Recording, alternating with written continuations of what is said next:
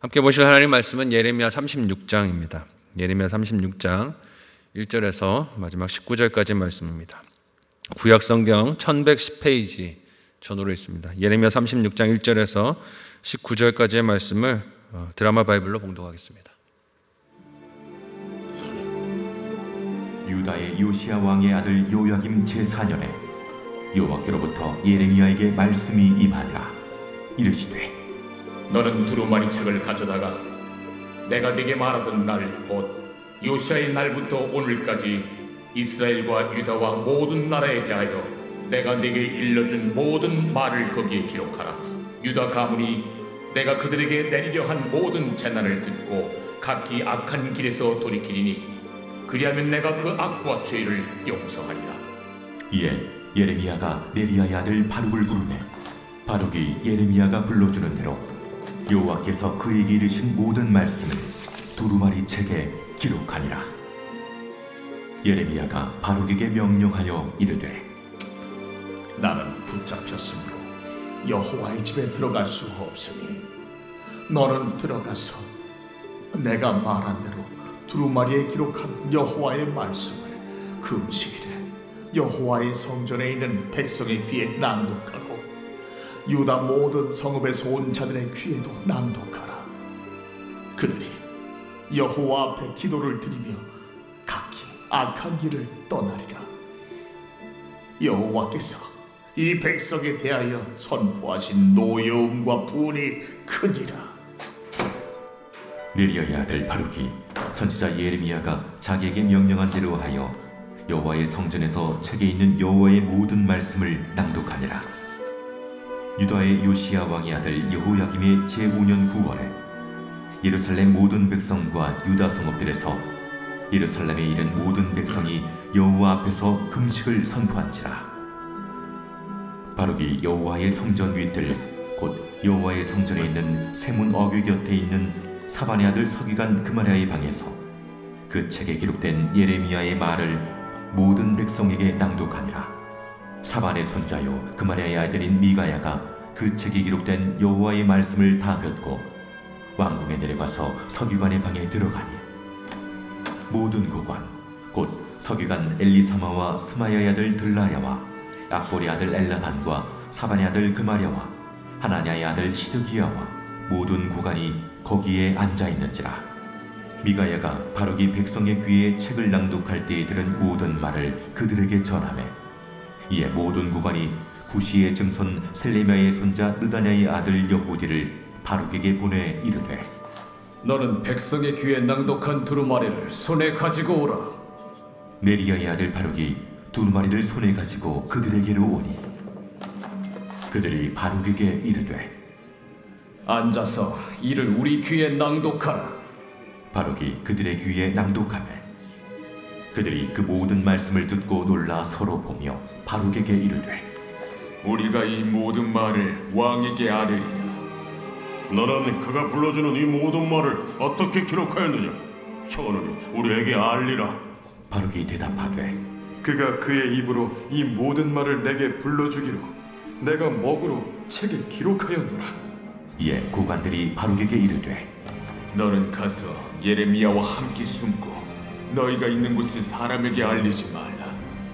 아멘. 함께 읽은 본문의 말씀을 가지고 말씀을 듣게 하신 이유라는 제목으로 말씀 나누고 기도하도록 하겠습니다.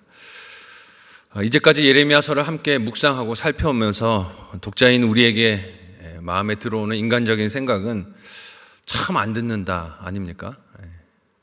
참 하나님의 말씀이 이렇게 들려옴에도 불구하고 듣지 않고 마음이 완고해서 소망이 없을 것 같다는 비관적인 생각이 판단이 올라옵니다. 예레미야는 긴 시간에 걸쳐 위기 가운데 있는 동족들의 회심과 변화를 위해 하나님의 말씀을 전했습니다. 말과 행동으로 전했고 서신으로 전했고 하나님께서 심판을 예고하신 말씀들을 다양한 방법으로 증거했습니다. 하지만 돌아오는 사람들의 반응은 무엇이었습니까? 듣고 회개하는 것이 아니라 불신이었고 증오였고 오히려 거짓 선지자들을 그들의 예언을 추종하며 따라가는 선택들을 합니다. 이 정도면 포기가 답인 것 같이 보입니다. 하지만 하나님은 이스라엘의 역사에서 중요한 사건이 일어난 시점에 여호야김 4년에 다시 예레미야에게 명하여서 이스라엘 백성을 향한 하나님의 말씀을 또 주십니다. 함께 오늘 보면 1절에서 3절의 내용을 한 목소리로 읽어보도록 하겠습니다. 같이 읽습니다. 시작.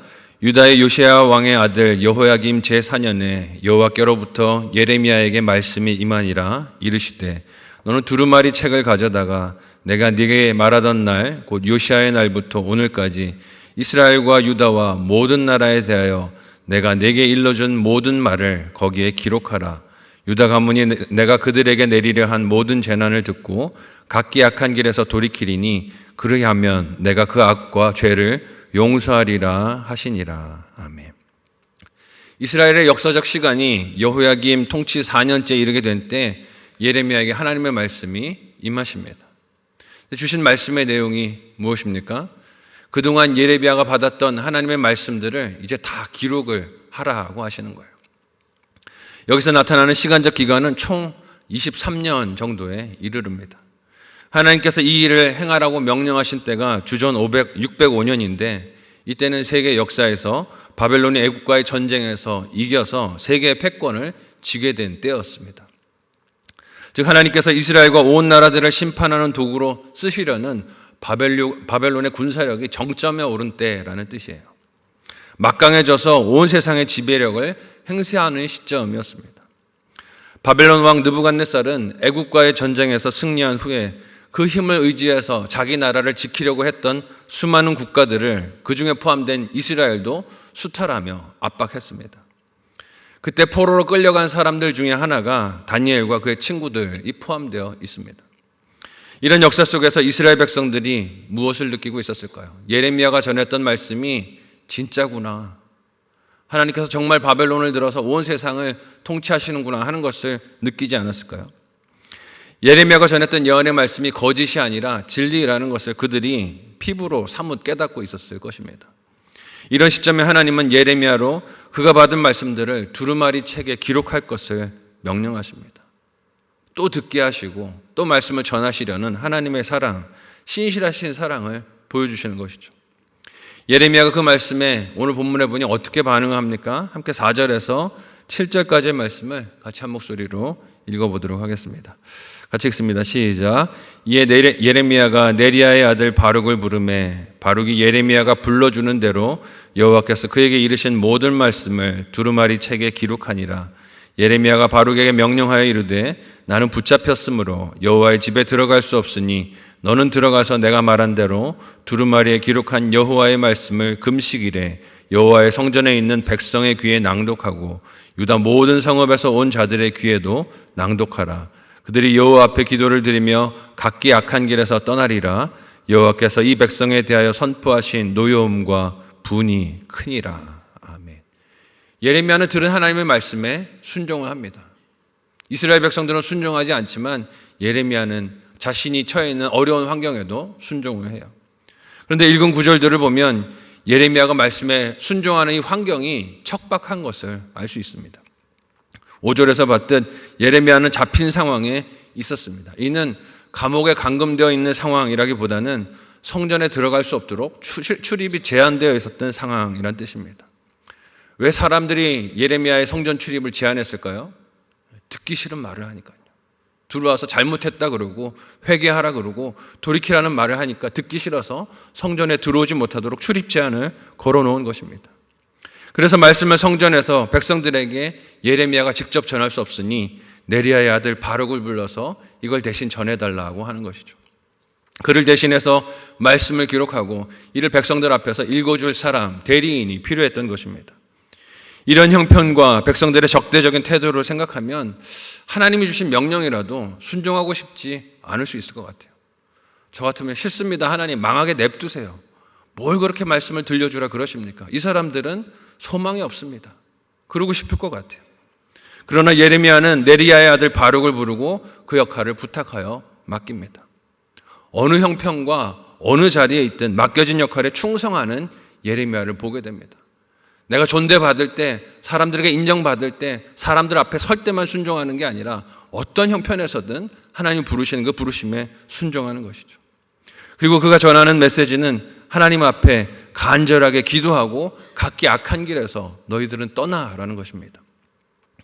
나라의 위기를 걱정할 필요가 물론 있지만 그 앞에서 하나님 백성이 할 일은 답답해하고 남을 판단하는 것이 아니라 자신이 떠나야 할 악과 죄에서 떠나 하나님 앞에 바로 서는 것인 줄로 믿습니다. 나라의 위기 상황 가운데 있을 때 우리가 세상을 바라보며 정치가들을 보며 혹은 다른 교회를 보며 비난할 것이 아니라 여기서 무슨 적용을 해야 합니까? 내가 돌이켜야 할 자리가 어디인가? 내가 회복해야 할 사명이 무엇인가? 내가 들어야 할 말씀이 무엇인가를 듣고 순종하는 게 필요하다는 것이에요. 이에 바룩이 예레미야의 말대로 성전에서 기록한 하나님의 말씀을 낭독합니다.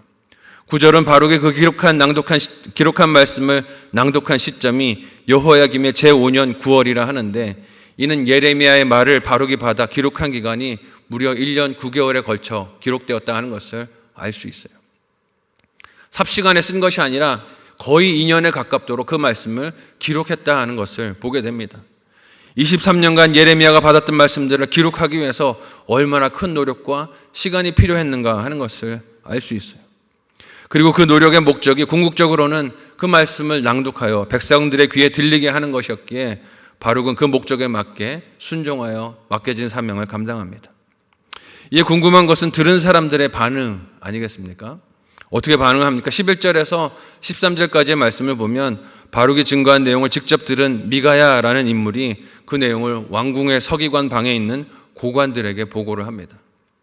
그러자 그 고관들은 다시 바룩을 불러서 그 내용을 직접 확인을 합니다. 함께 그 부분인 15절에서 18절까지의 말씀을 한 목소리로 읽어보도록 하겠습니다. 같이 읽습니다. 시작. 그들이 바룩에게 이르되 앉아서 이를 우리 귀에 낭독하라. 바룩이 그들의 귀에 낭독하매 그들이 그 모든 말씀을 듣고 놀라 서로 보며 바룩에게 이르되 우리가 이 모든 말을 왕에게 아뢰리라. 그들이 또 바룩에게 물어 이르되 너는 그가 불러주는 이 모든 말을 어떻게 기록하였느냐 청하노니 우리에게 알리라. 바룩이 대답하되 그가 그의 입으로 이 모든 말을 내게 들려주기로 내가 먹으로 책에 기록하였노라. 아멘. 미가야로부터 바룩이 전한 메시지를 들은 고관들이 직접 듣겠다고 확인하려고 바룩을 부릅니다. 이것은 바람직한 태도라고 볼 수 있어요. 왜냐하면 들은 말이 전해지는 과정에서 변질이 될 수가 있기 때문이죠. 생략이나 과장이 있을 수도 있으니 직접적으로 확인할 필요가 있었을 것입니다. 우리가 사람과의 관계에서 생기는 갈등이나 문제 중 하나가 무엇입니까? 소문으로 들은 걸 직접 들은 것으로 여기는 것이죠. 전에 들은 말을 직접 들은 말과 혼동하는 것입니다. 지레짐작해서 사람과의 관계에서 갈등과 어려움이 생기는 경우가 많습니다. 어떤 사람에 대한 평가를 듣거나 나에 대하여 남이 한 말이라고 전해주는 소문들을 우리가 주의해서 들을 필요가 있어요. 왜냐하면 전해주면서 그 과정에 꼭 무엇이 붙습니까? 사족이 붙어요. 해석이 붙고 자기 생각이 들어가기 마련입니다. 거기에는 사실이 아닌 것들도 끼어들기 때문이에요. 이렇게 그들이 들은 내용을 직접 확인한 것까지는 좋은 결정이라 할 수 있습니다. 하지만 직접 들은 말씀 앞에서 고관들이 보이는 반응은 바람직해 보이지 않습니다. 왜냐하면 16절 말씀을 보니 그들은 들은 말씀을 인하여 놀라고 서로를 바라보기는 했어도 하나님께서 이 말씀을 듣게 하신 원래 의도대로 반응하지 않습니다. 원래 반응이 무엇입니까? 회개하고 돌이키고 하나님 앞에 엎드리는 것이에요.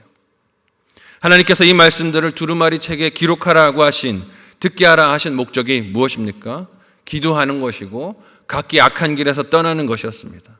하지만 고관들의 반응은 어떻습니까? 놀라고 서로 바라보기만 합니다. 두려워만 하고 걱정만 하지 거기에 기도는 있습니까? 없습니까? 없습니다. 기도는 없어요. 돌이키는 삶은 없습니다. 바룩에게 이 두루마리의 내용을 기록하게 한 방법에 대한 물은 것은 그들도 바룩이 예레미야의 말을 그대로 적은 것인지 아니면 자기 생각이나 해석이 들어간 것인지를 파악하기 위한 것이었습니다. 이에 바룩은 예레미야가 직접적으로 한 말을 자신이 불러주는 그대로 종이에 먹으로 썼습니다 라고 대답을 해요. 이에 대한 고관들의 답이 오늘 본문 마지막에 어떻게 나옵니까? 함께 19절을 같이 한 목소리로 읽어보도록 하겠습니다. 같이 읽습니다. 시작.